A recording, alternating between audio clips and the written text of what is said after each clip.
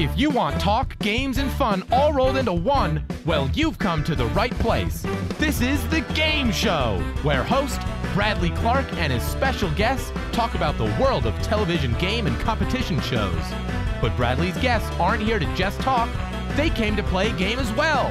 What will today's topic be? What game does Bradley have planned? There's only one way to find out. It's time to start the show. You heard the man. Welcome to The Game Show. And here's your host, the Bradster himself, Bradley Clarke. My microphone's on, and I'm ready to start chatting. Thank you so much, Austin Angelo, and welcome everybody to another exciting episode of The Game Show, the talk show all about the world of television game and competition shows. I'm Bradley Clarke, the Bradster, and I want to begin episode number 51 of The Game Show by thanking all of the guests who have joined me sometime during the first 50 episodes. Without each and every one of you, this show would not be what it is. And by saying yes to coming on the show, you have all truly made me the happiest person on the planet. As someone who has developed this passion and knowledge for game shows and reality competition shows since the age of 7, talking with all of you about your careers and experiences, as well as creating and playing games with all of you, have been some of the highlights of not just my time as a radio host, but some of the highlights of my entire life. So once again, from the bottom of my heart, thank you to all of my guests who have joined me on the game show throughout the first 50 episodes. You are all heroes, idols, and important figures in my life. And now, as I begin a new batch of 50 episodes, I am pleased to announce that another idol of mine will be joining me as my special guest today. This guy has been a fixture on my television screen since I first decided that I wanted to become a game show host, and he has been entertaining millions of his fans for more than 25 years.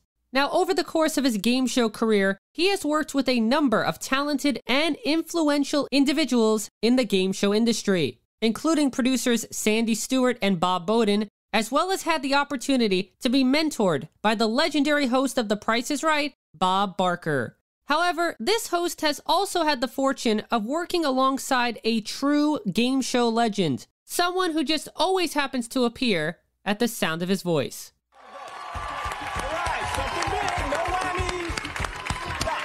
Stop it, a Whammy. Here comes Don Whammy. Don't ever press your luck with the family. Kelsey, you don't want to meet him in a dark alley, trust me. This is true. Down to 0. Stop it, a Whammy. Spell loser. Loser. Y-O-U. Loser. Doyle, that's Whammy number 3 for you. Stop it, a Whammy. Work it, super whammy. Come on, work it, honey. I'm so hungry I could eat all your money. Oh, my goodness. That is just rude. What up, big bucks now? We're going for big bucks now. Stop it, a Whammy. All rise for Judge Whammy. I don't want to hear about your money problems. Dismissed. And you may be seated. That's right, the little red mischievous fellow known as the Whammy was his sidekick of sorts from 2002 to 2003 when he hosted GSN's Whammy, the all-new Pressure Luck. Along with Whammy, this talented host has been front and center on other game shows such as Hollywood Showdown and Family Game Night, as well as been a part of shows like Gameshow Marathon and Monopoly Millionaires Club. He is also a successful author of books like Life in the Bonus Round and The Host with the Most, and currently, he is the host of the Host with the Most Toddcast, which you can listen to on all major streaming platforms. Joining me on the line is someone who I've looked up to for many, many years. He is one of the best hosts in the game show industry, and it is a true honor to have him as my special guest today. I'm going to channel my inner Gary Kroger as I say, please welcome onto the game show, Todd Newton! Todd, thank you so much for joining me today. Thank you, Bradley. What a wonderful introduction. You're very kind, my friend. It's great to be chatting with you. It is an absolute thrill to have you as my guest because I can still remember when I was in the single-digit ages watching you host Whammy and going around saying, stop at a whammy and stop at a double whammy. How was that, Todd? Did I do the sayings justice? You know what, man? I think you nailed it. Yeah, if they were holding auditions for yet another incarnation, I think you'd be right in there. Well, thank you, Todd. That truly means a lot coming from you. And before we get into anything, I have a little story to tell you. I don't know if you remember this or not, but back on October 28th, 2012, you were hosting The Price is Right Live, and the show came to Westbury on Long Island, and you asked the audience a Price is Right trivia question. It was, what was the first ever pricing game played on The Price is Right? Now, many of the audience members were screaming out answers, and this 15-year-old kid wearing a Price is Right shirt stood up, and to the amazement of yourself, announcer Randy West, and the entire audience, he was the only one that yelled out the correct answer being any number. You then told that 15-year-old kid to come up to the stage and handed him a Price is Right Live t-shirt for saying the correct answer. And after he requested it, said to the kid, "Stop at a whammy," making that moment even more special. After the show, during the meet and greet, he told you his dream of becoming a game show host, and you made this kid the happiest guy alive when you sent him a copy of your book, Life in the Bonus Round, with a personalized inscription. Well, 8 years ago, that 15-year-old kid was me, and I just wanted to say thank you so much for giving me those memories that I still cherish and will cherish for the rest of my life. Well, you know what? Let me tell you something. Yes, I do remember that very well. First of all, the theater in the round is very intimate there, and I enjoy performing in that theater so much for two reasons. Number one, the history of Westbury, all the great acts that have performed on that stage. It's an honor for me to stand on that stage. Tony Bennett, who could sell out just about any theater in America, still loves performing in that small space just because of the intimacy of it. And number two, I remember each show we've done there because we have to change our set production to be able to fit onto that stage. So it's always a unique experience. But I do recall you standing up and answering that question. And I do recall meeting you after the show. And I'll be quite transparent with you. The story that you just told and the meaning it holds for you is the reason I got into show business. My grandmother was a comedian during World War II. When I was growing up, she would do smaller shows in and around St. Louis, where I grew up. And one of the skits she would perform was as a character called Diamond Lil. And Diamond Lil was this saloon owner, kind of a flapper with a red gown with green filigree and feathers in her hair. And she'd walk around twirling this walking stick, slinging jokes at the audience.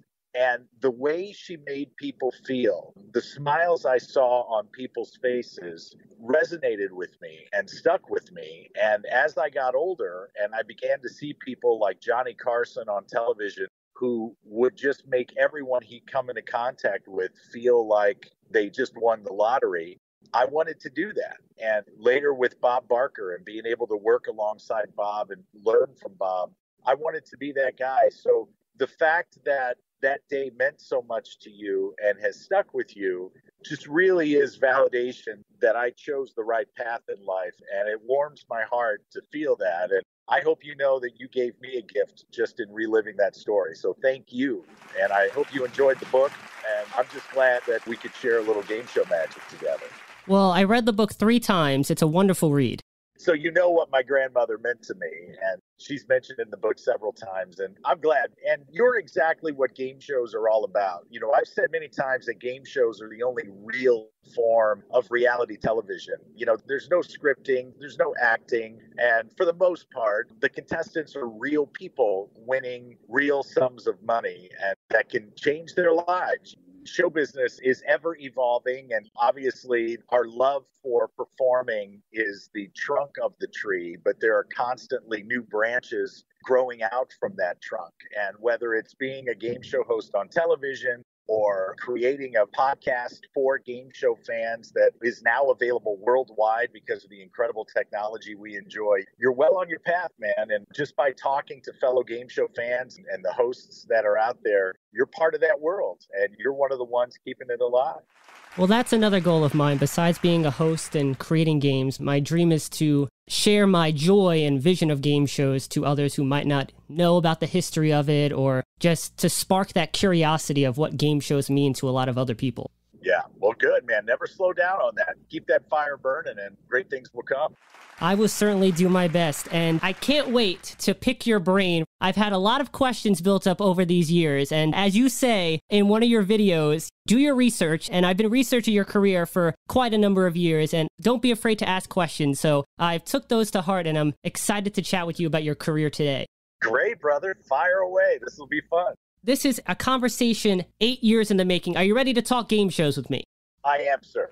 Excellent. So like I said, I've read your book, Life in the Bonus Round, a number of times, and we'll talk more about your books a little later, but my first couple of questions relate to a few details mentioned in the book. So my first one is, your full name is James Todd Newton, and while you were working on the radio, you used the name Rick Idle. So when you transitioned into television, why did you choose to go by Todd Newton instead of James Newton or continue using the name Rick Idle? Well, I've never gone by the name James. James has been the family name. Every man in the Newton family, his first name is James. So we've all just kind of gone by our middle names to avoid confusion around the Thanksgiving dinner table. If somebody were to yell James or Jim, there'd be 10 of us responding. So my parents always called me Todd. And when I got into radio in the late 80s, back in those days, radio was really an exciting, wild place to be. And there was a lot of show business involved in radio, a lot of personality radio DJs out there who were doing incredible things. And one of the guys that I listened to was a guy named Jimmy Page, the Nighttime Rage. Well, of course, Jimmy Page wasn't his birth name. Jimmy Page was the name of his favorite guitarist from the band Led Zeppelin. So he came up with a catchy name. And when they finally, after months and months and months of me begging and clawing and scratching and screaming to try to get a spot on the air, station management finally agreed to put me on. And we were sitting in the office, and there needed to be a name that the young people could latch on to, that the young people could really retain. And Billy Idol's Moni Moni was playing as the meeting was going on. So we agreed on Idol. Idol was something familiar. That song was at the top of the charts at the time. And then we just needed a first name. And I was always a big fan of the 80s hair bands like Motley Crue and Van Halen. And for Motley Crue, I liked the bass player. His name's Mickey Six. And the way he spells it, Nikki. So I tried to talk him into letting me be Ricky Idle, and they thought that sounded too childish. So we just kind of did a little finessing and came up with Rick Idle. And Rick Idle did very well in St. Louis. The name did well for me, and I had a wonderful run on St. Louis radio. And when I was tapped to move to Hollywood in 1995 by E! Entertainment Television, they thought Rick Idle sounded a little too radio, a little too FM DJ. So I thought, you know what? I'm here. I've worked hard to get here. Let's just be authentic. And we just went with the real name and let it fly. I've never been one of those guys that got into show business to become rich or famous. I just wanted to connect with audiences. I wanted to be the guy that people would welcome into their living rooms night after night or week after week. So if we're going to have that kind of relationship, they should certainly know my real name. And we just went with it. And I think Todd Newton panned out pretty well. It's done fine. For 50 years now, it's done me just fine. So we'll stick with it. Life in the Bonus Round details how you grew up being influenced by people like Johnny Carson and Dick Clark and, of course, Bob Barker. And you mentioned that the moment you first stepped onto the Hollywood Showdown stage, you knew you were meant to be a game show host. However, although you grew up knowing you wanted to be an entertainer and you started your career in radio along with emceeing various stage shows, did a goal of becoming a game show host ever cross your mind at any time when you were younger? Well, I knew that I wanted to be on television, but I never wanted to be an actor.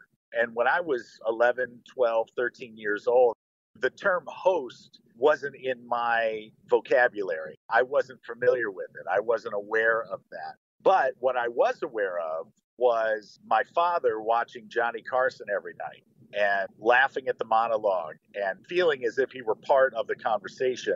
And I thought, that's what I want to be doing. I don't want to be the person on the couch. I want to be the person talking to the person on the couch.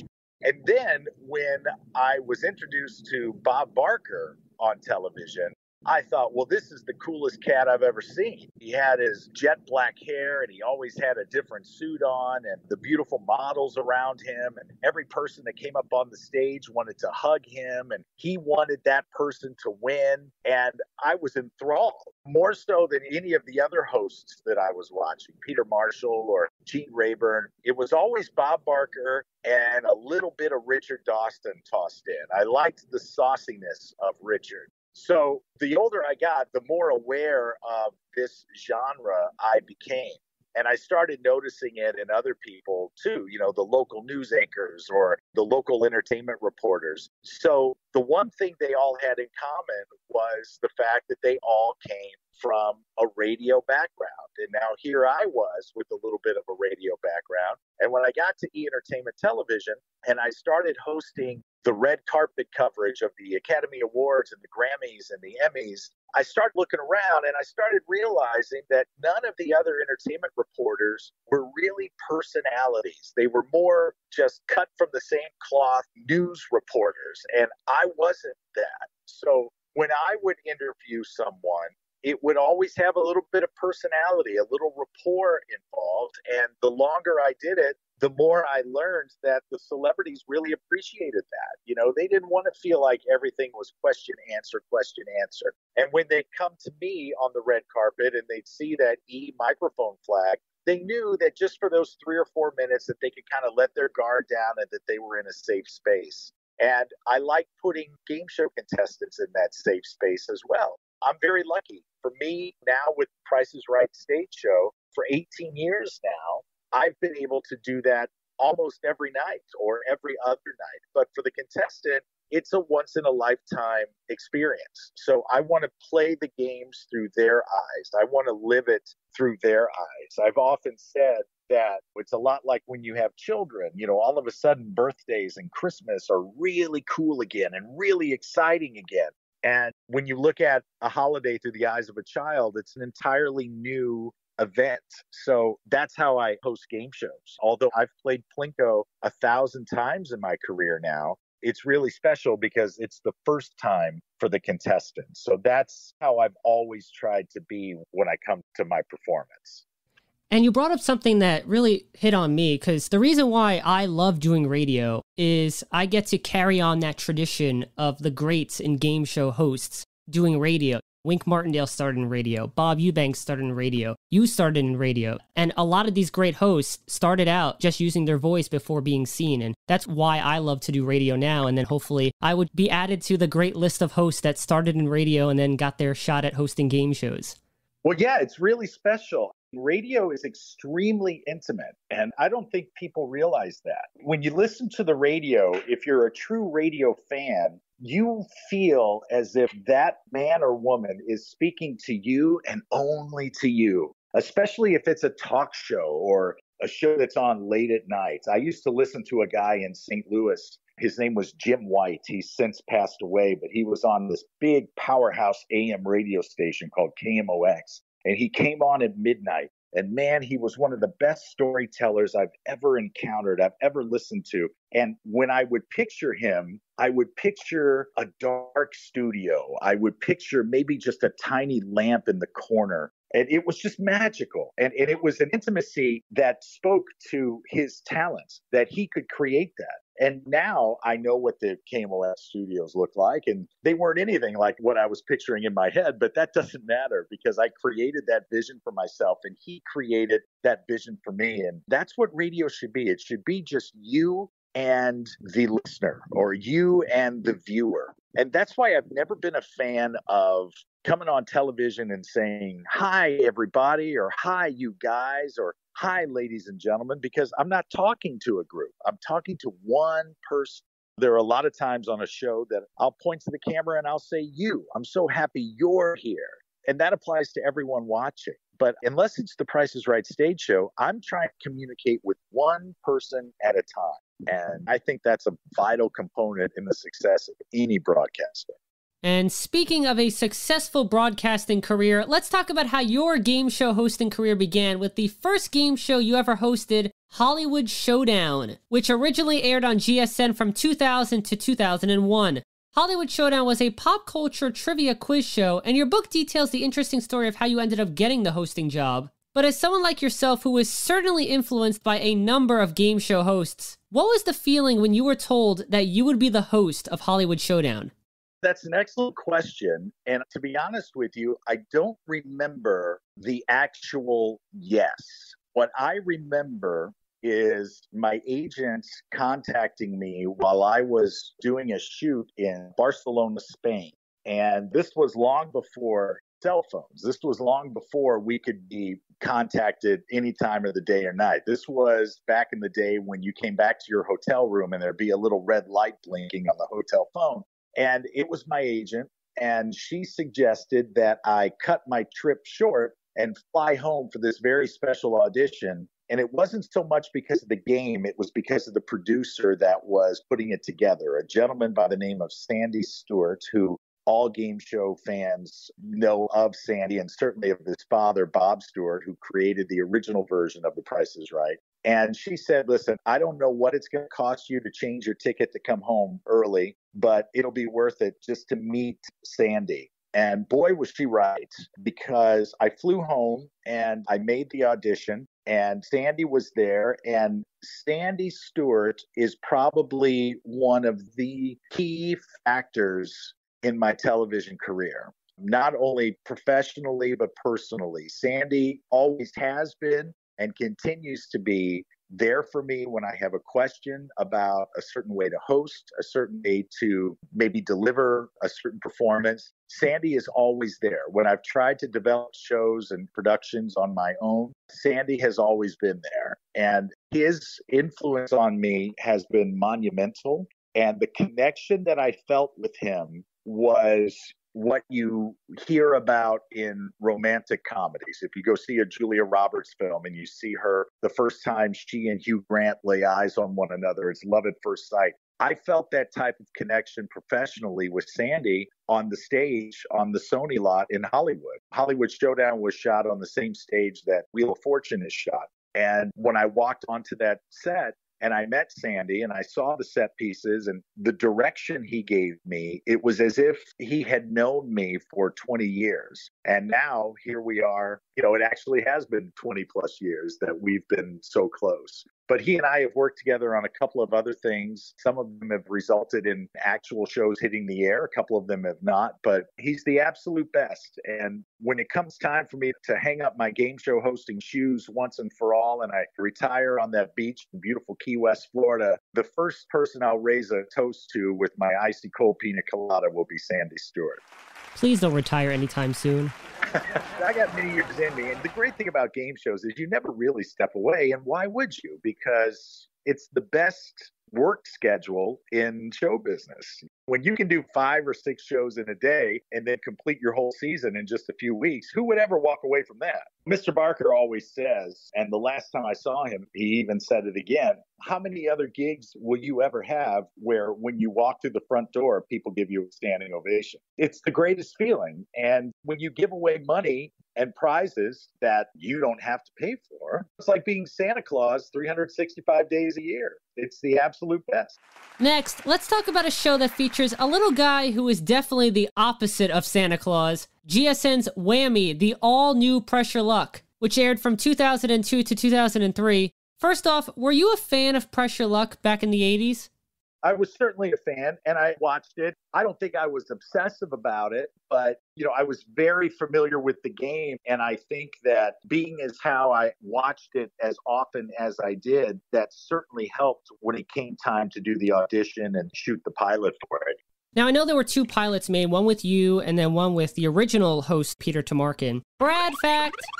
At the time, Did you know that Peter was hosting one of the pilots? And if so, did you think that GSN was going to give it to Peter based on nostalgic value? Well, I did know because they had us sharing a dressing room. And you want to talk about awkward. I mean, thank goodness that Peter was the gentleman that he was, because otherwise that would have been an extremely uncomfortable situation. I had met Peter a couple of times prior to that on infomercials. Every game show host has done 1 or 2 infomercials. Peter was very, very good at them. I didn't know there were a couple of executives at Game Show Network at the time who were very honest with me. And they said, look, we don't know where this is going to go. Peter is going to do a more traditional version for the people that loved the show back in the 80s. And you're kind of going to come in and do a younger, maybe more vibrant, a little bit louder version of the show. And we're going to focus group both of them. So I said, okay. And when I go into a situation like that, my job is to do the best I can do. My job is not to worry about anyone else. My job is not to think about who else is here and what if this doesn't work out for me. My job is to focus 100% on the task at hand. At the time, my son was still a newborn, and my responsibility as father was to really kick some tail at this because I've got a house and I've got a baby, so I really want to be good. And on top of that, I wanted the job. I wanted to host Press Your Luck. I knew the game. It was a fun game. I loved the concept of the whammy, so I just really wanted to crush it. So when I walked in and I saw that I was sharing a dressing space with Peter, that can go one of two ways. But Peter was such a gentleman.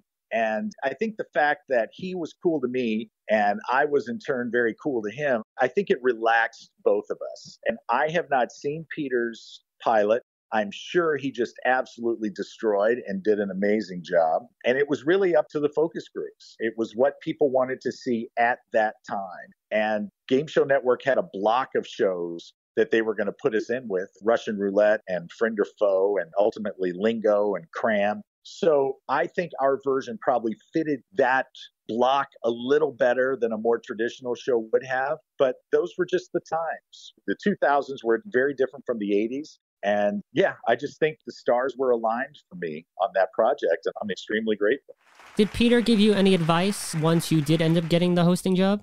Not directly. I will say this, though, just to show you what a class act Peter was. When the show premiered, one of the executive producers had a watching party on the debut episode at his home in Los Angeles. And Peter was invited out of good etiquette and out of appreciation for who he is and what he's contributed to that franchise. And he showed up. And there was kind of a potluck dinner buffet type thing at the party. And he and I ended up at the table at the same time. And he shook my hand and wished me all the best. And I thanked him for being an influence and for carving the way for guys like me. And we saw each other a couple of times after that before his unfortunate accident. And I did consider him a friend. But as far as advice, no, I think he played it perfectly. I think at that point, whatever I had done had worked. And he probably recognized that. And rather than try to be the elder statesman, I think he took the role of friend and colleague, and that was certainly appreciated by me. And by the way, if you want to watch the Peter Tomarken Whammy pilot, it's actually on Wink Martindale's YouTube channel. Yeah, Wink's got a little bit of everything on it. My buddy Johnny is working with Wink on that site, and Johnny somehow has access to just about everything. Very impressive. John's actually a friend of mine, so we have a mutual connection. Gotta love Brother John. He's the best. Whammy added a new feature to the second round, and that was the double whammy, which not only took away all of the players' cash and prizes, but also messed with the players by dropping things on them or squirting them with water. So Todd, did you have a personal favorite double whammy in that when it came up, you were extra excited to see how the player would react? My favorite double whammy was the lawnmower one that dropped grass clippings onto the contestants. And the reason why was because we called it the boat. The boat was this large wooden case. I would call it a trunk, but it was much bigger than a trunk that was elevated in the air about 15 feet above the contestants, held by very strong rope to the rafters. And there was a guy whose job it was solely to hang out in the boat, and he had a headset on. And whenever a double whammy was hit, they would voice to him in his headset which double whammy it was. And he was then tasked with dumping that particular item on top of the contestant. I always enjoyed the lawnmower double whammy because those were real grass clippings, and Paxton was somewhat allergic to grass, and he would get itchy and very uncomfortable up there. And I always got a nice little chuckle out of that because I was one of the only ones he ever told he was allergic because he didn't want to lose the job. It was a great gig, a fun gig to be able to say you're the double whammy guy. So I always looked forward to that one. And when I knew it was on the rotation for a particular show, I got a big kick out of it. 6 spins remaining. Pass them or press your luck? Press my luck. All right. Big bucks, no whammies, Mikey. Big bucks, no whammies. Stop. Stop at a double whammy.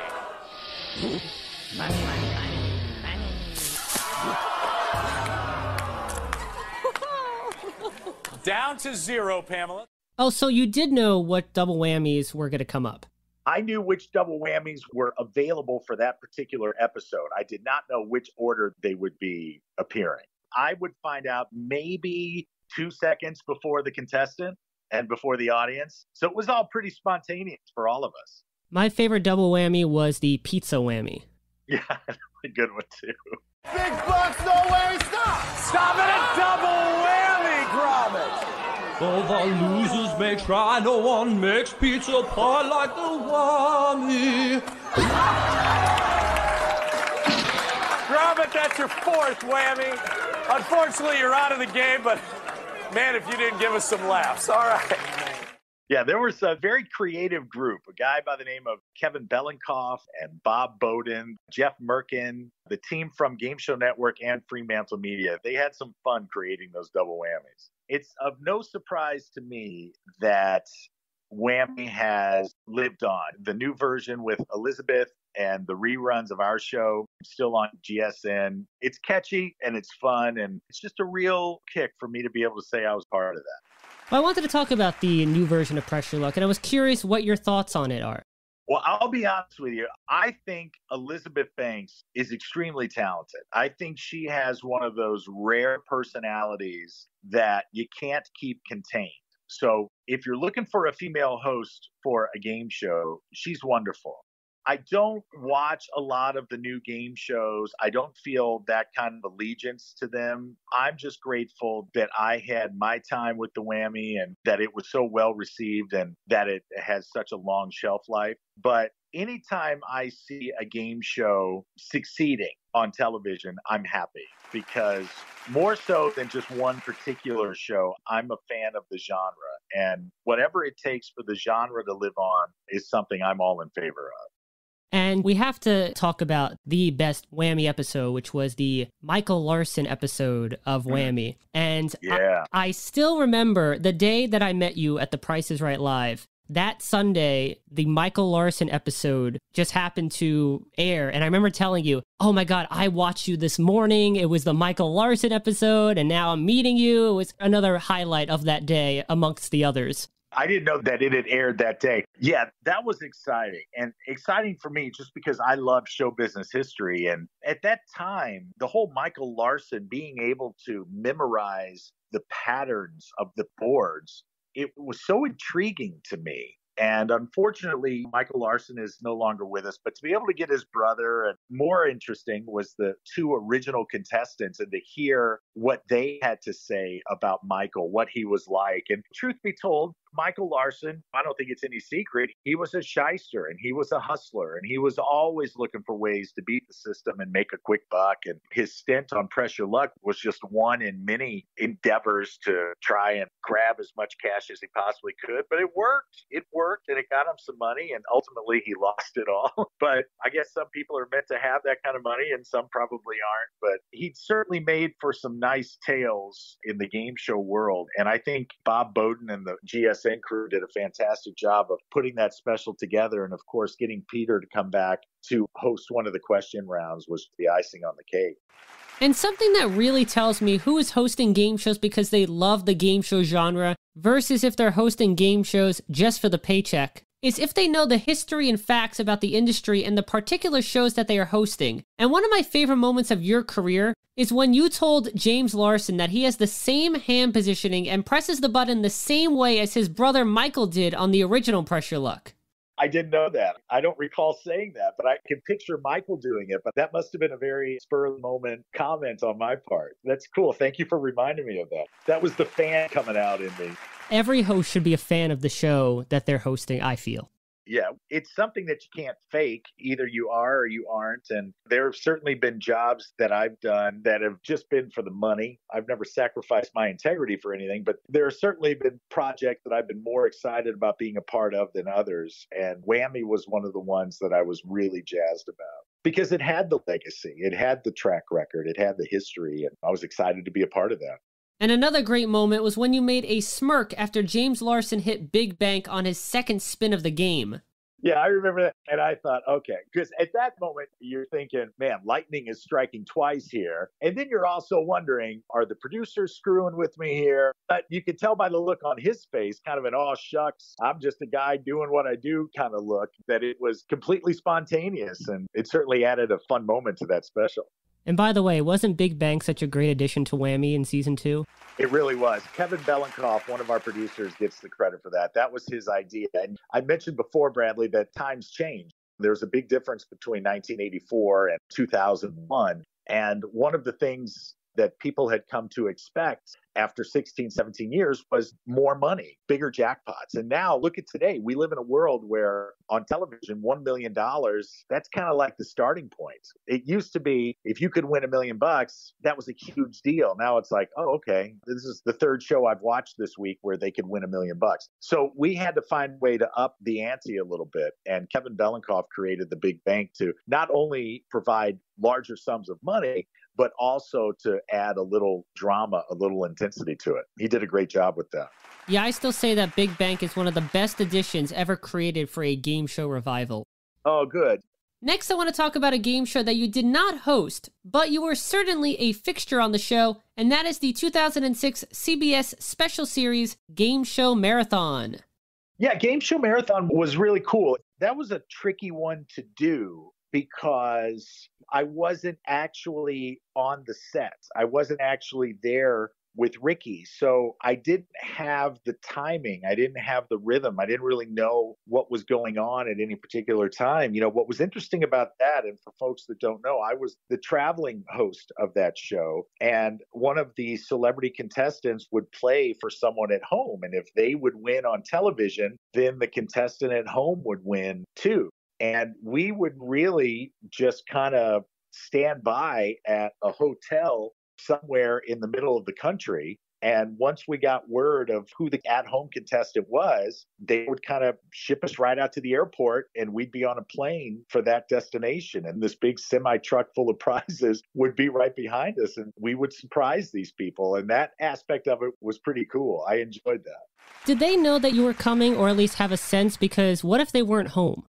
From what I was told, the producers would contact them and tell them that there were 4 families being contacted. And one of those 4 families was guaranteed to be the winner. And you had a 1 in 4 chance of winning all these fabulous prizes. But in order to collect, you had to be home at this particular time.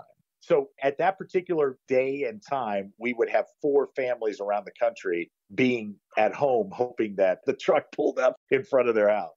Let's move on and talk about the longest running television game show that you ever hosted, and that is the Hub's Family Game Night, which aired for 5 seasons from 2010 to 2014. You know, I can still remember the moment when I saw the first commercial for the Hub, and specifically Family Game Night, and being super ecstatic that not only a new game show based on Hasbro board games was coming to television, but you were hosting it. Family Game Night involved families of both kids and adults competing. So being that you are a proud father of 2, was it extra special hosting a game show where kids of various ages got to be contestants?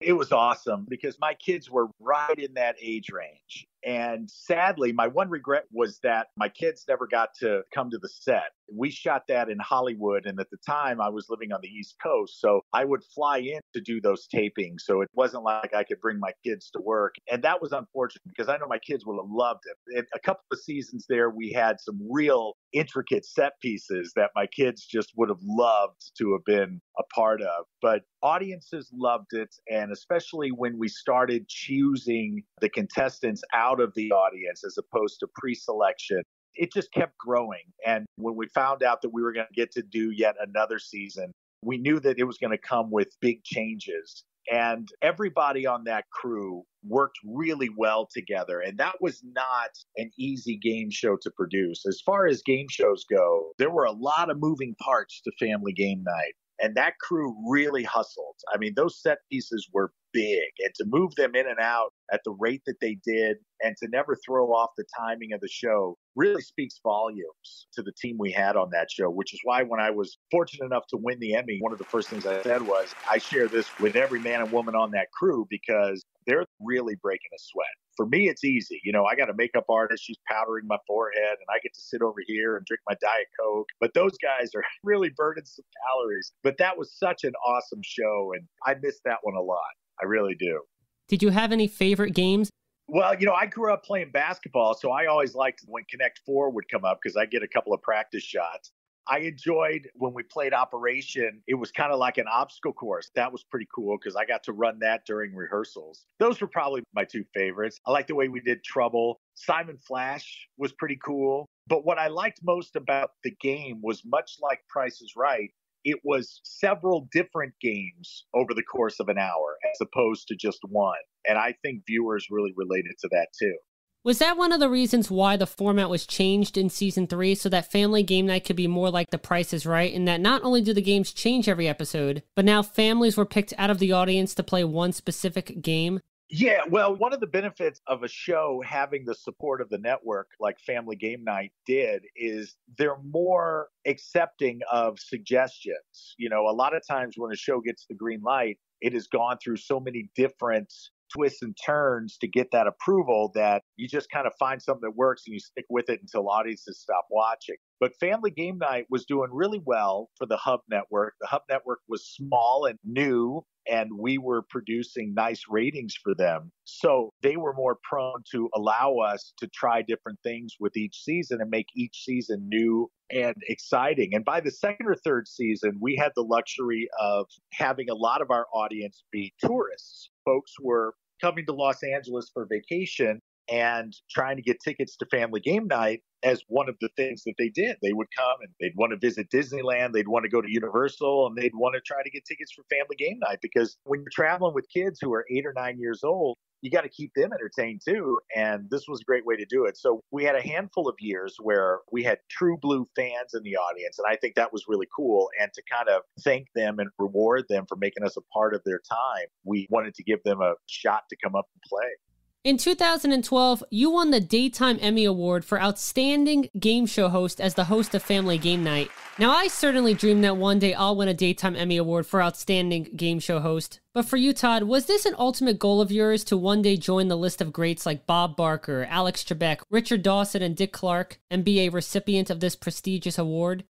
The answer is yes. Two things about receiving a Daytime Emmy Award for a game show host. As far as accolades go, for a game show host, that is the top of the mountain.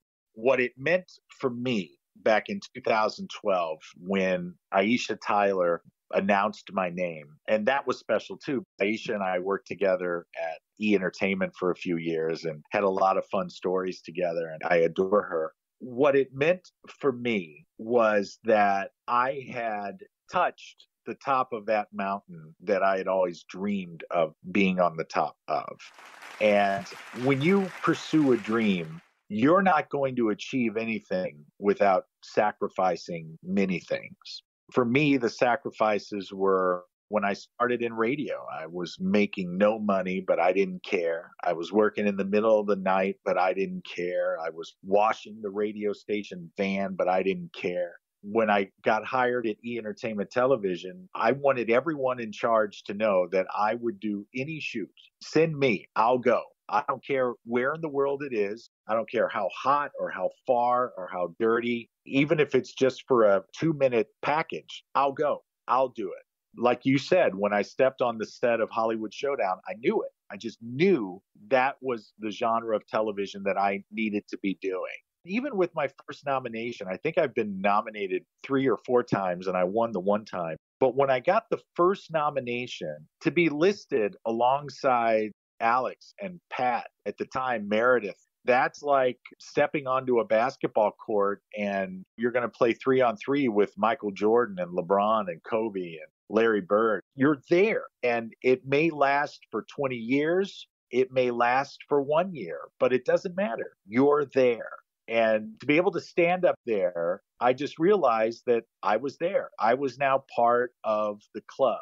And I don't know what being part of the club actually means, but from that point on, all the rest is gravy. It's just really great. It's just a very special moment. And what was fun about that, and I'll just step off the path for a second and tell this story. But the night before, I was hosting an event in New York City, the World Peace Awards, a very wonderful organization that I was a part of for a few years. And I was hosting the awards, and I was going to catch the morning flight out of New York into Los Angeles. And with the time difference, get into LA around 9 or 10 before the event. And I received a phone call during the event that there was a fire at the Los Angeles airport and my flight had been canceled. So I just thought, I'm not going to be able to make it. I'm not going to bust my tail to make it. So I called my manager at the time and I said, I'm not going to be able to make the daytime Emmys. And she jumped through hoops to get me on a flight. And she finally found a flight that got me in at like 3:30 in the afternoon. The red carpet arrivals began at 5, I think. So I changed clothes in the Los Angeles airport bathroom. My bag was under the table at the Emmys. I hadn't had a chance to get to a hotel, and I won. And then that night, I was on the red-eye flight back to the East Coast, completely disheveled, unshowered, and I go through airport security with this Emmy award, and there were a lot of soap opera fans at the airport because all the soap stars are at the daytime Emmys. So it was really neat to be at the LA airport at like 11:30 at night waiting for my flight and having people come up wanting their pictures with the Emmy, and they're like, can I touch it and hold it? I'm like, yeah, hold it. I'll take your picture, you holding it. And then I hopped on the flight, and by the time I got back home the next morning at 6:30 or 7 a.m., the last 36 hours had been just a complete whirlwind. But then as soon as I saw my kids and I saw them holding the Emmy, I knew that life, at least on that particular day, was about as perfect gets. And at least you had your bag so you can safely put it in there to travel with it. Oh, I put it in the overhead. I remember tucking it securely between 2 or 3 other people's bags. Everybody was being super cool about it, and I just wanted to make sure one of those little wings didn't break off. But it's built much more solid than that. But I was carrying it like a newborn that first night. Well, I hope that one year you're going to watch me win that award and join the club that you are now in. I do too, my friend. I certainly do too. I wish that for you. Well, thank you so much, Todd. I truly appreciate those words. So next, let's talk about Monopoly Millionaires Club, which is a show you hosted along with Billy Gardell from 2015 to 2016. Now, you were responsible for hosting mini games played in a separate studio, with lucky lottery winners being able to win up to $10,000. However, the one main question I have regarding this show is, were you ever considered to become the host of the main game of Monopoly Millionaires Club? No, the only talks I ever had with that show, and a couple of the producers for that show had worked on Whammy and Family Game Night, so we had a nice relationship. They knew that they really wanted a big celebrity name, as big of a celebrity name as they could get for that role. That was all the rage at that time, if you recall. Howie doing Deal or No Deal and Drew doing Price. And a celebrity brought hopefully a social media following, et cetera, et cetera. So the only talks that I had been specifically for the individual market games, which were a lot of fun. You know, we shot those in Las Vegas, and I would shoot my segments and then go kind of stand in the wings and watch Billy do his thing, because we were giving away a lot of money because we had the lottery behind us. We certainly had the budget to really make that something special, and that was fun. And I think that one got a nomination for Best Game Show at some point. But my role was to be the individual market games from the very beginning. Next, I want to talk about The Price is Right Live, and I've had the pleasure of having a few people who have hosted The Price is Right Live on the game show, including Pat Finn, David Ruprecht, and Mark L. Wahlberg. But I was curious, how often do you get to host the stage show since there is a rotation of people who host it? I don't think in the run of the show, I don't think I've ever said no to a date. I love doing as many dates as possible. And, you know, of course, with a show like that, you've got to keep a couple of guys in rotation because any one of us could get sick or pick up a television show or something. And there's got to be somebody that can pick up those dates. But I guess I probably do 65, maybe 70% of the dates. And some years it's more, other years it might be a little less, depending on what's happening in our lives. But I do as many dates as I possibly can. And I'm sure you get this a lot, but Do you have a favorite pricing game? That we play in the show or that's on the television show? Either one. With the touring production, obviously it's Plinko because that's the one that folks want to see. That's the one that everybody is familiar with and that everybody wants to play. So when the curtain opens and the Plinko board is there, that's a real rush for people. I enjoy that moment of the show. On the television show, I always enjoy seeing Golden Road. I like that one because of the opportunity to win massive prizes. Those are probably my two faves. I also enjoy hosting Clock Game. That's an exciting one. I like Race Game, and I like all the grocery games too, like, it's in the bag and checkout, but there's never going to be anybody like Bob. He perfected this and just a master. I'll use a basketball reference again, but being able to say that I was kind of coached and mentored by Bob, because when I was hosting Whammy, all of my off days, I would go sit in the audience for price and just watch Bob. And then we would talk after the shows. We would work out blocking on the stage, and he would give me pointers of how to deal with contestants and how to maximize a situation, how to really use a pause. And it was like going to college for me. That's how I describe those moments with Bob. And when the Price is Right live stage show came along, it was Bob who kind of gave the nod and said, throw this guy in. He knows all the games. I've been working with him. I owe him so much too. And I look back at these 18 years with the Price is Right live, and out of any gig I've had the privilege of being a part of, that will always be my favorite, hands down.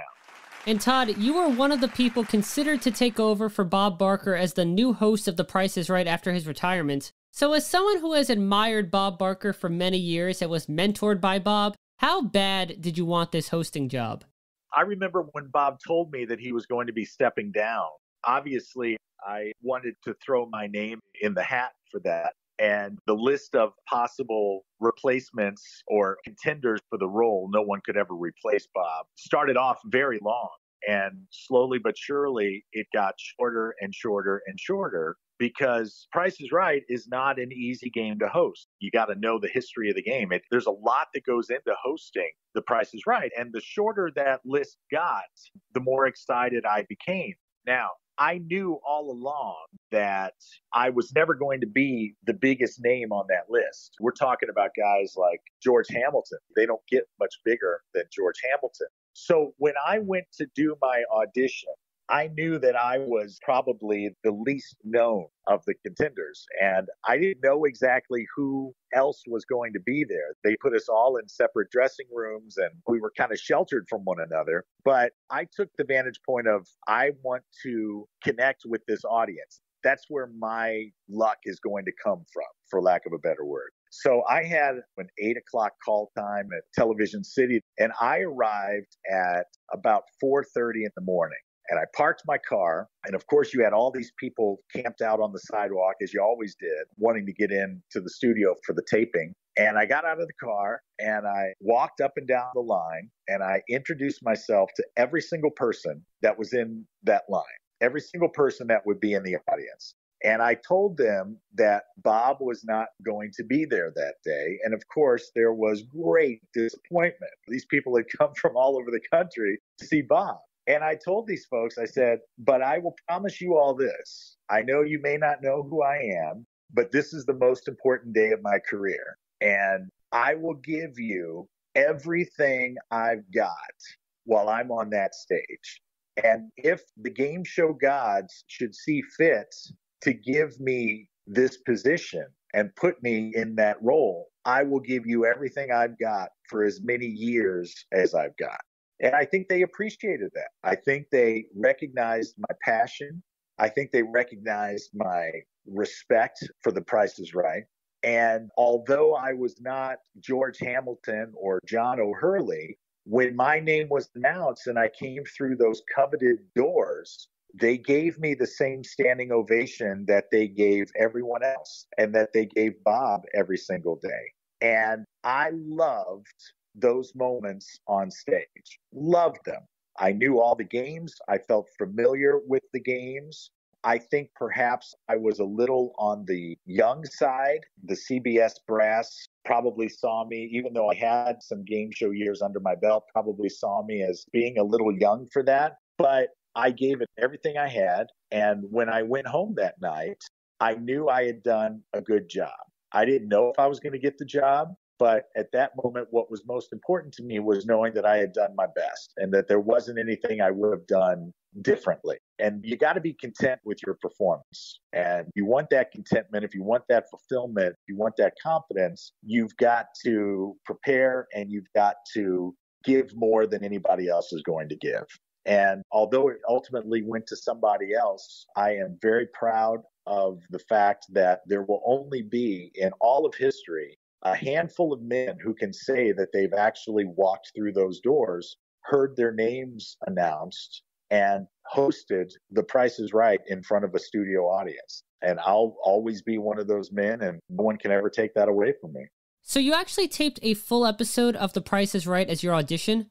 Yeah, it was an audition. There was a full day of auditions. Myself, John O'Hurley, if I remember correctly, Mario Lopez, I think, did an audition, and George Hamilton. And then I got a call a few days later. They had narrowed it down to 2. So 2 of us came back and played different games. And that went really well. But they had the opportunity to tap Drew Carey, who at the time was a huge name because of his sitcom and was also, if you recall, and I'm sure you do, was hosting a show called Power of 10 in the evenings. So to have Drew in the morning and in the evening as well made a lot of sense, the way I looked at it, because it would create a nice synergy. At the time, ABC was doing the same thing with Regis in the morning and in the evening with Millionaire. So I totally understood, and I was not bummed out by it. I was very proud of the performance that I did, and I've been a part of the Price is Right brand now for almost 2 decades. So there's not much that I could ever cry about as far as that goes. And you still got to host The Price is Right all over the country for millions of fans to play and enjoy. Of course, and the same great audiences and the same great game show fans. And I'm a game show host. I'm not a guy that dreamed of being the Price is Right host. I wanted to be a game show host, and that dream has come true. And that's a great segue into talking about your books, which you mentioned a lot about your dreams of becoming a game show host, especially during your first autobiography, 2012's Life in the Bonus Round. First of all, as someone like myself who also grew up knowing that they wanted to be a host and an on-camera personality, it is fascinating to read about your journey up to that point, so I just wanted to commend you for writing such a fantastic book. However, although you had experienced a lot in your life and career up until 2012, typically autobiographies are written later in life. So what was the motivation behind writing Life in the Bonus Round when you did? Yeah, great question. I was traveling a lot at the time, and since we found out we were pregnant with my son, I've been keeping a journal, writing to my kids, things that perhaps at the time they might be too young to understand or really appreciate. And that journal just started to take a life of its own. And I started building stories around these thoughts and visions that I wanted to have for my kids. And it reminded me of things that had happened along the road. And I would devote a lot of time while I was traveling to writing. And Life in the Bonus Round kind of wrote itself. And yeah, I was 42 years old when that book came out, which, yeah, in the big scheme of things is relatively young for an autobiography, but I've had a pretty colorful journey thus far. So in 2016, when The Host with the Most came out, which is a moniker that I trademarked and that I own, I couldn't believe it was available. I snagged it, and I've been able to build quite a brand around that. When I wrote that book, that was just kind of a continuation. And life is so many great stories. And I'm about 70% finished with yet another book right now. My hope is that a few years down the road that morphs into a one-man play, a one-man performance that I can deliver in small theaters around the country, because I think the smaller shows are going to be very popular for a while as we come out of this pandemic sometime next year. But writing is very therapeutic for me. It's very cathartic. It's a wonderful release. It's a creative outlet. And sometimes I'll think of a line in the middle of the night, and I keep a notebook by my bed, and I'll wake up and I'll write that line down, and then I'll think of more. And it's 3 o'clock in the morning, and I'll just be writing away. And I love that juice, that flow. So Life in the Bonus Round opened that door for me, and it taught me the ins and outs of writing and being an author and putting 100,000 words into book form and sharing it with the world, especially when it's very open and very honest. In that book, I talk about the people that mean the most to me in my life. And there were chapters in that book that I cried while I was writing them. And there were others that I laughed along with the words that were coming down onto the paper. So writing is beautiful. And it's such a thrill for me to know that that book will live long after I'm dead and gone. That book will always be there. And my grandchildren and my great-grandchildren will be able to order that book and be like, oh, great-grandpa was kind of a cool guy. Look at this and that. And that's why I'm so passionate about the writing. And right now, while we're all kind of on this break, this downtime, it's been a wonderful opportunity to really dive into it head first.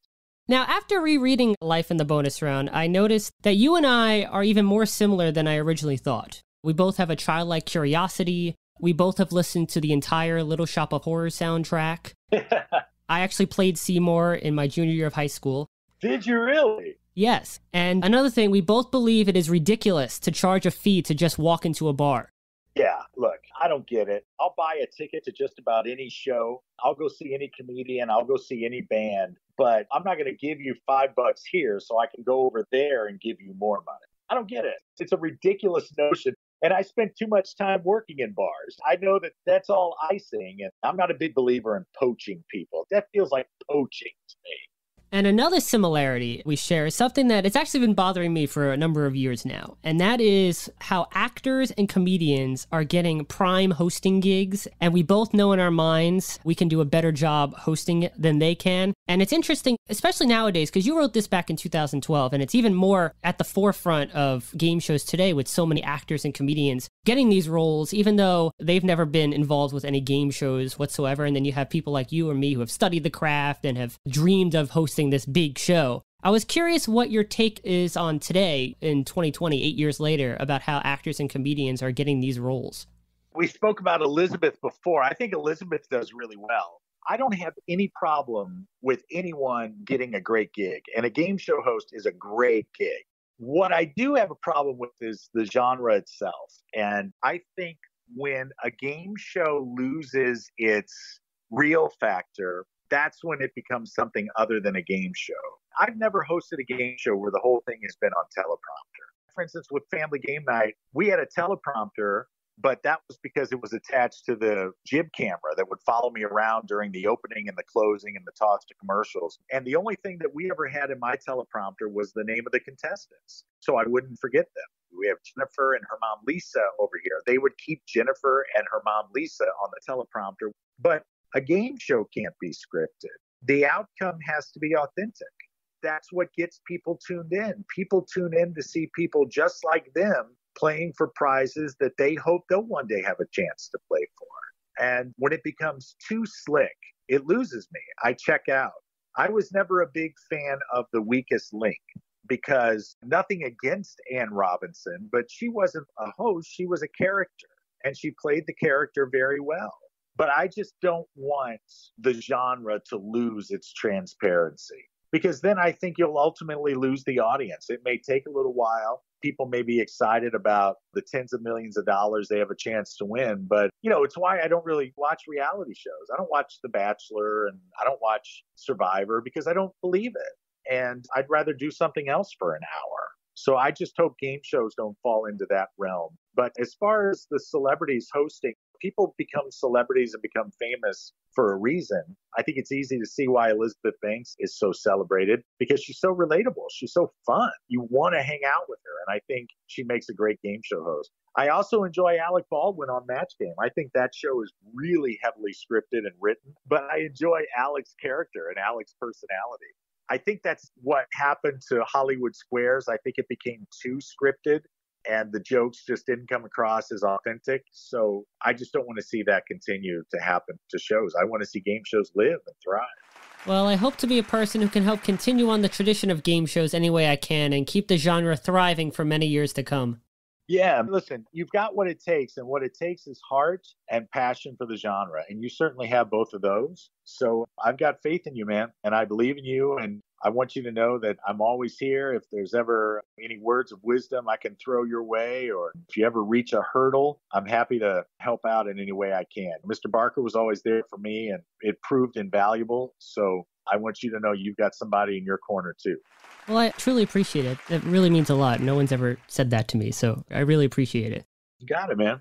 And it's funny, you mentioned Hollywood Squares, and I know that you appeared on Hollywood Squares back in 2002 with a special celebrity episode. You played against Inside Edition correspondent Stacey Giulandi. And I'm curious, during the bonus round, you won $10,000 for your favorite charity. And you mentioned that if this wasn't for charity, you would have went for the double or nothing question. I'm curious if you actually asked Tom what the question was.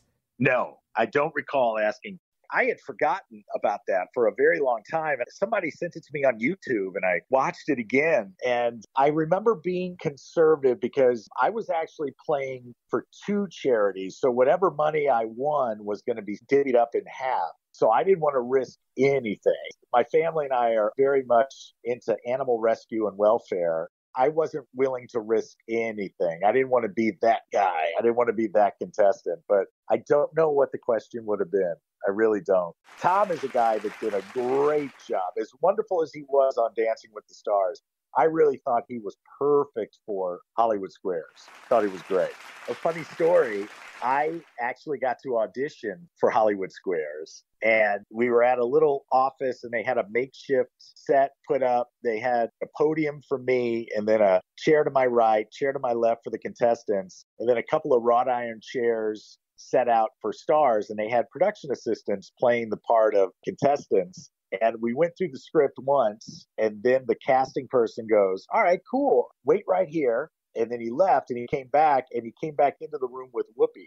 And Whoopi was one of the producers, so she was overseeing the auditions. I was like, all right, that's a nice curveball to throw, but we'll go with that. That was fun. That was a really neat experience, both to audition for the show and to be a contestant on the show. Very cool. Well, I know that you did, besides the Whammy pilot, you did a pilot for a new version of Catchphrase. Did you do any other game show pilots down the line?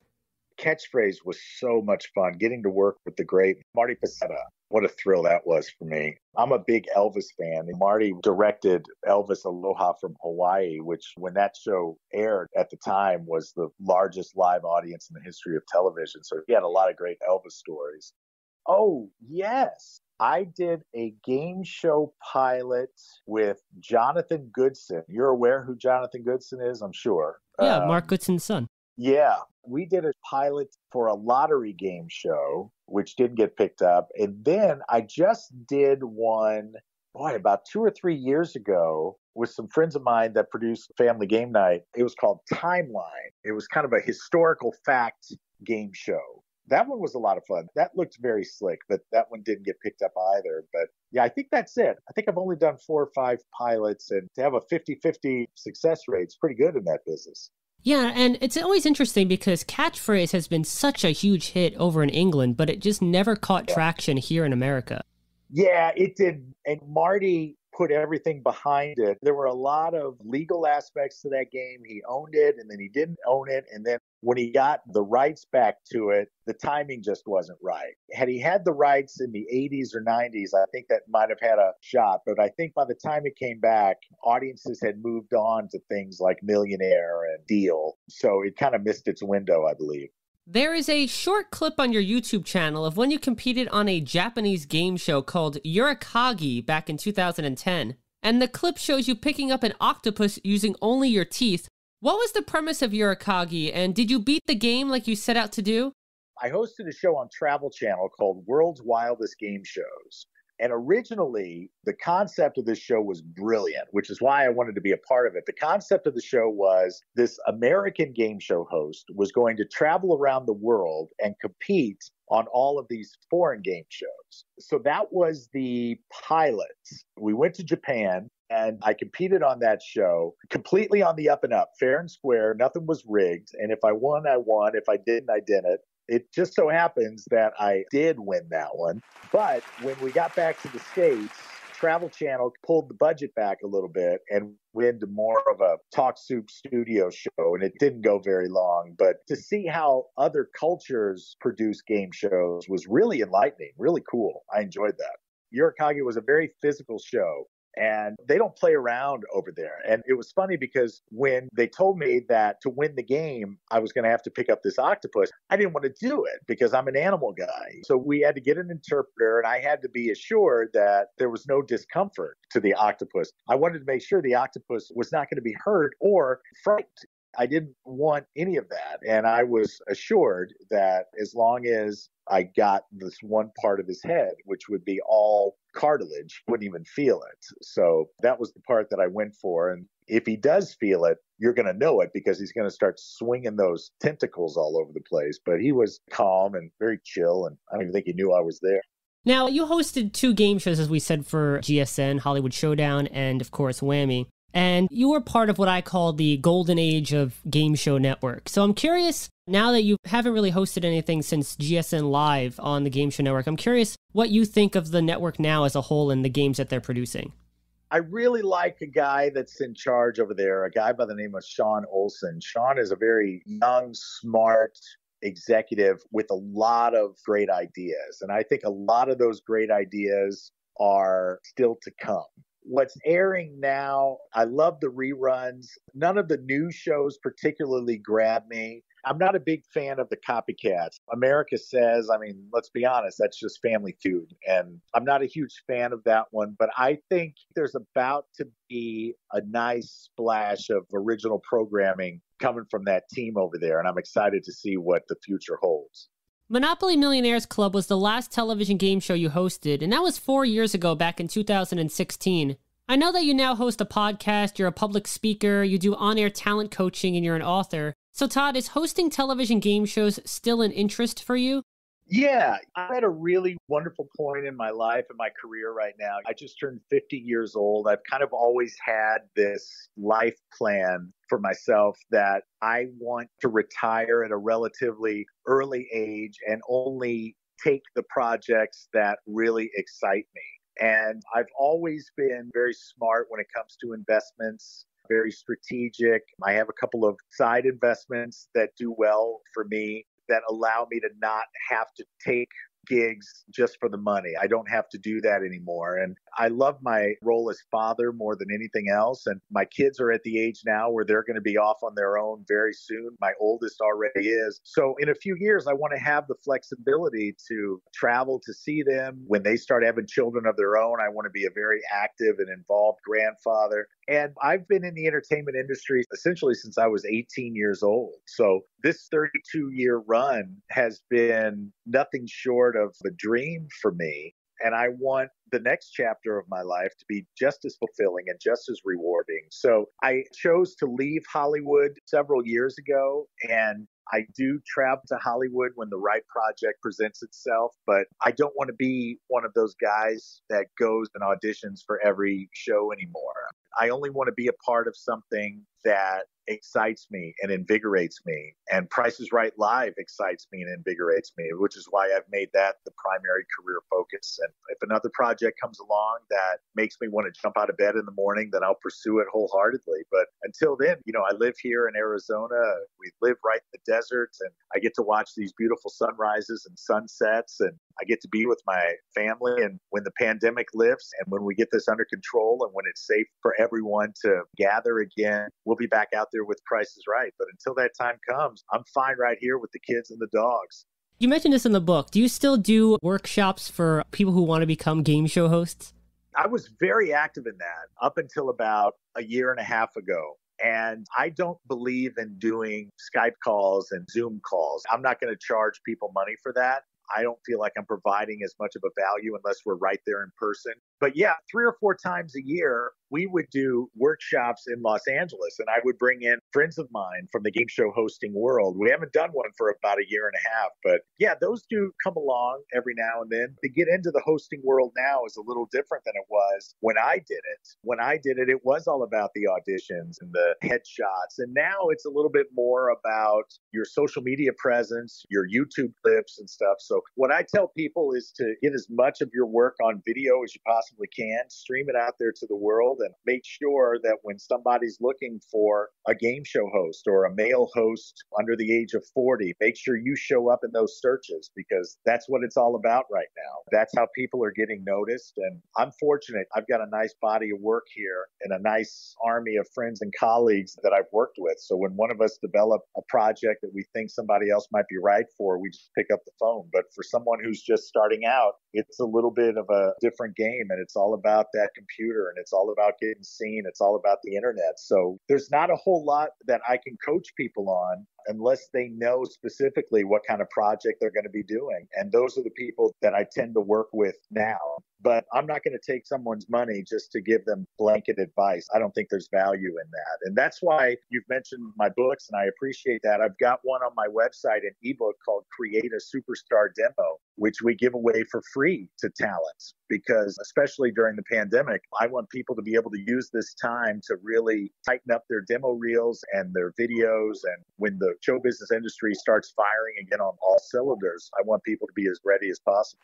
And you're currently the host of the Host with the Most Toddcast. Why don't you tell the listeners what the Toddcast is all about and how they can listen? Sure. The Host with the Most Toddcast is my return to the broadcast airwaves. I started this show about 5 years ago. I wanted to be a part of the podcast revolution. I love the podcasting medium. I love the fact that it's on demand for listeners. They can listen where they want, when they want. They can pause and come back to me. And we're available, of course, on Apple Podcasts and iTunes and Spotify and Pandora and iHeart. Wherever you get your podcasts, the Host with the Most Podcast is there. And I come at you twice a week. Mondays are flashback episodes, shows from a year, 2, 3 years ago that you may have missed if you're new to our family. And on Thursdays, we bring a new show where I tell what I call tall tales of truth, just in an effort to keep the art of storytelling alive. So as I mentioned before, the Host with the Most is a trademark of mine, and I'm very proud to own that moniker. And this is one of the ways that I utilize it. And hopefully folks that have enjoyed the game shows or the e-entertainment stuff or my old radio work will join us and subscribe to the show. And ratings are always nice. Reviews are always nice. We appreciate those on Apple. And I hope you enjoy the show. I keep it at about 20 minutes because I know you're busy and you've got things to do and you got family needs and work responsibilities. But I think it'll give you something to talk about and be with you for the rest of the day. And for people like me, it gives me the envisionment of what it was like to listen to Rick Idle. That's right. I just climb in your inner ear there and tickle it with stories. So I enjoy doing it. I love hopping behind the microphone and putting the headphones back on. And like I said, short little 20-minute shows every Monday and every Thursday. And we never charge a subscription fee. It's absolutely free to listen to. And when you do subscribe, you're notified when that new episode is there. And I really hope people enjoy it. Well, I've listened to a number of the episodes, and I certainly enjoy it. And I think any game show fan of yours would also enjoy it as well. Thank you, buddy. Thank you. Good, fun family listening. That's absolutely right. Well, Todd, we have reached my favorite portion of the game show, and this is such a treat for me to have the opportunity to create and host a game for one of my game show host idols to play. It is time for the Game of the Day. Game of the Day. And Todd, for you, I've decided to bring back the first ever television game show that you hosted. It's time to play Hollywood Showdown. Hollywood Showdown. Oh, I love it. And the background music for today's game will be Hollywood Swingin' by Kool and the Gang. So here's how we play this version of Hollywood Showdown. It's kind of a combination of the main game and the box office segment from the real show. Just like during the main game, I'll give you 3 choices to a question, with one of the choices being the correct answer. All of the questions will be game show related, and just like during the box office segment, if you can correctly answer 5 out of the 10 questions I have in my hand, you will be a winner. So Todd, are you ready to do a little role reversal with me and play a game of Hollywood Showdown? I am ready, sir. Then let's play Hollywood Showdown. And before we get to the game, I just want to ask, how great was it reuniting with your Hollywood Showdown announcer, Randy West, when you were hosting The Price is Right Live? Listen, I love that guy. I think Randy is the quintessential game show announcer. I love moments on stage and on screen with him. No one better than Randy. I agree 100%. All right, Todd, let's get the game going. Here are the choices for your first question. Good luck. What's my line? To tell the truth, or I've got a secret? Which game show had the catchphrase, enter and sign in, please? Is that to tell the truth? It was What's My Line? Ah, okay. And the first ever person to sign in back on February 2nd, 1950, during What's My Line's first telecast was a hat check girl named Pat Finch. Brad fact! Very interesting. I learned so much from speaking to you, sir. Well, Todd, you have enriched my game show knowledge throughout this conversation, so I'm glad I can return the favor. You enrich and you educate and you inspire. Awesome. A lot of fun, brother. This is a lot of fun. And as Peter Tamarkin used to say on Press Your Luck, turnabout is fair play. That's right. You still need 5 correct answers, and here are the choices for your next question, Todd. ABC, CBS, or NBC? On what television network did Match Game air on from 1973 to 1979? NBC? It was CBS. Damn it! Give me another one. You got it. Here we go. A dragon, a devil, or a demon? What creature was featured during the bonus game of the Tic-Tac-Dough syndication run from 1978 to 1986, and again during the 1990 to 1991 revival? Was it a dragon? I don't know. I'm guessing. It was a dragon. I was spitballing on that one. Interesting. You have 1 correct answer, and I bet you at least half of the answers given by contestants on game shows are guesses. So your guess was just as good as all the other ones. Oh, at least half, my friend. What's next? Give me some more. Here we go.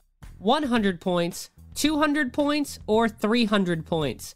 How many total points does a family need to win fast money on Family Feud? 200?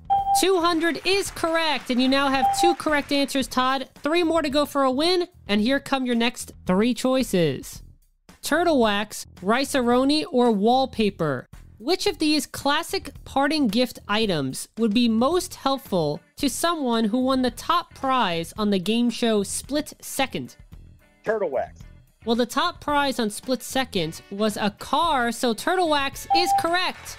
You now have 3 correct answers, only 2 more, Todd, and you secure the victory. And here come your next 3 answer choices. They are the 5, the 10, or the 15.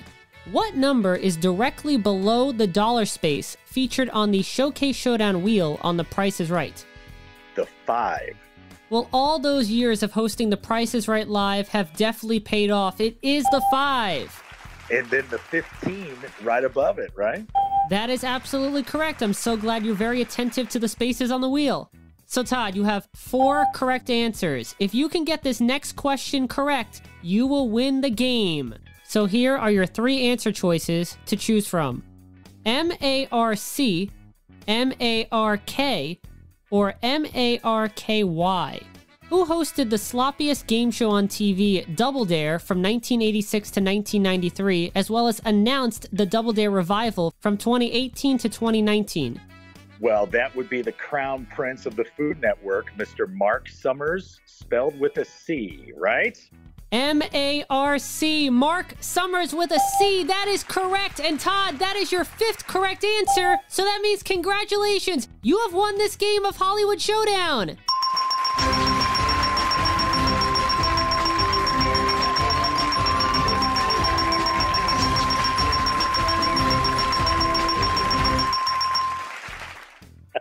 Very nice. You made my day, buddy. Thank you. You are so very welcome, Todd. And now is the game of the day, Hollywood Showdown. Hollywood Showdown. Well, Todd, this has been a true honor and pleasure having the chance to chat with you about your game show career today. And you've said on multiple occasions that Bob Barker was one of the people that influenced you to get into television. Well, you are certainly one of the people that has influenced me to pursue my lifelong dream of hosting game shows. So thank you so much for not only being my guest, but for being an inspiration to me for all of these years.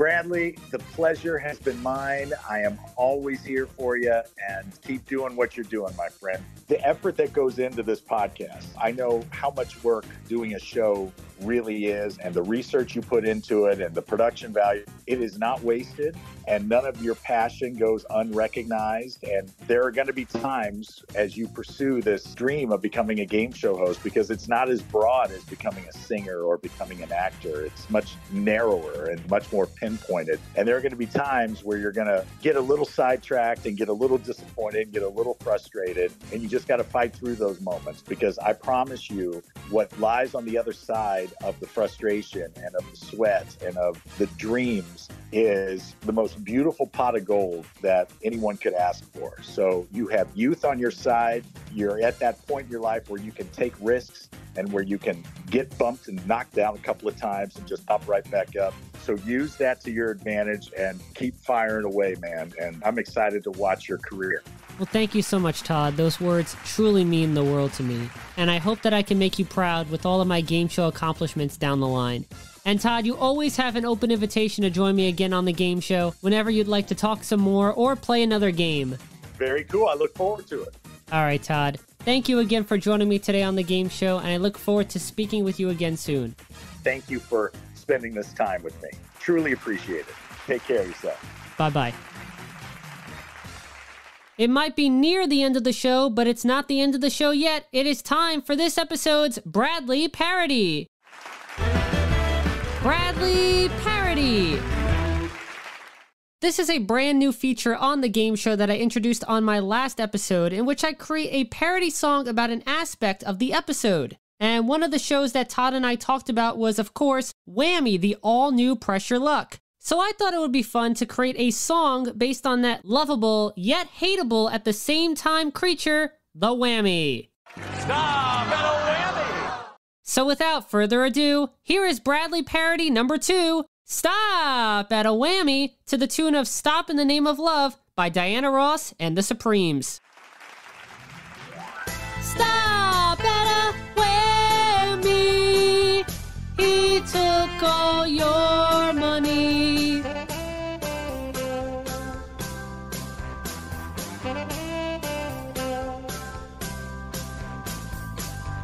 Whammy, whammy, he's lurking on the big board, and he's waiting to lower all of the scores. You watch the light as it moves around. Wait for the moment, press the button down. And after yelling stop, you hope to win $5,000 and a spin. When you press your whammy, please stay away. Hitting a whammy song is what many players say. Stop at a whammy, he took all your money. Stop at a whammy, in the big bank you'll be on the second season of the GSN version.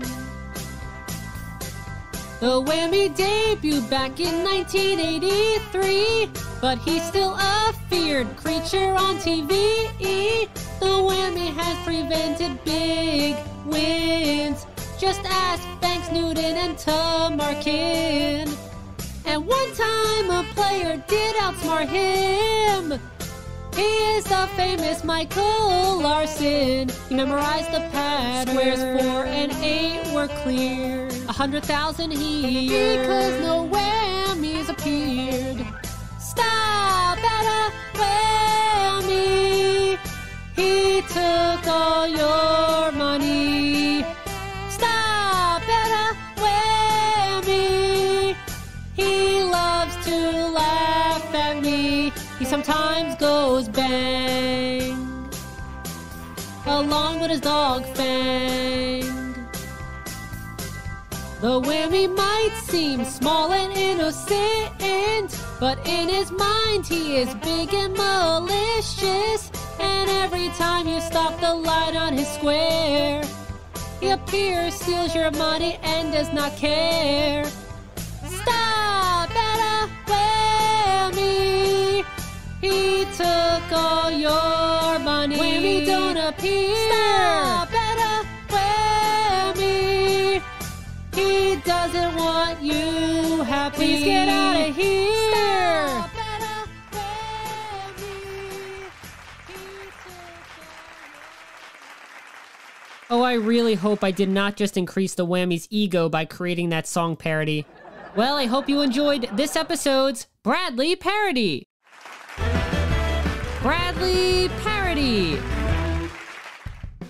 Well, it looks like the Whammy might have stolen our time because we have already reached the end of this episode of The Game Show. My thanks once again to game show host, author, podcast host, and one of my personal game show hosting heroes, Todd Newton, for being my guest today. Now, as we talked about before, Todd is one of the hosts of The Price is Right Live. And other hosts of The Price is Right Live over the years of the traveling stage show have been Pat Finn, David Ruprecht, Michael Berger, and Mark L. Wahlberg, all of whom have been guests of mine on previous episodes of The Game Show. So if you would like to listen to the episodes featuring Pat, David, Michael, and Mark, listen again to this episode featuring Todd Newton, or listen to any of my other episodes of The Game Show, all you have to do is log on to www.soundcloud.com/Bradley_Clarke, that's BRADLEY_CLARKE/sets/The Game Show.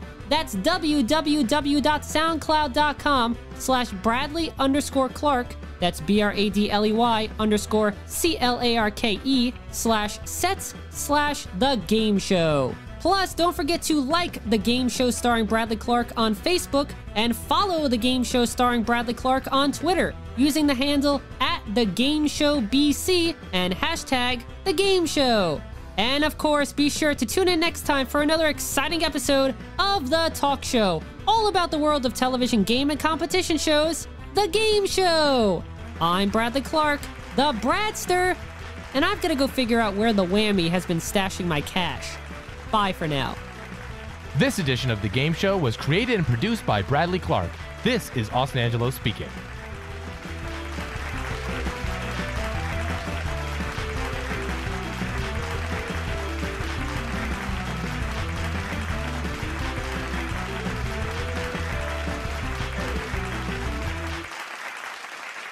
The Game Show is a Bradley Clarke production. Get your game on.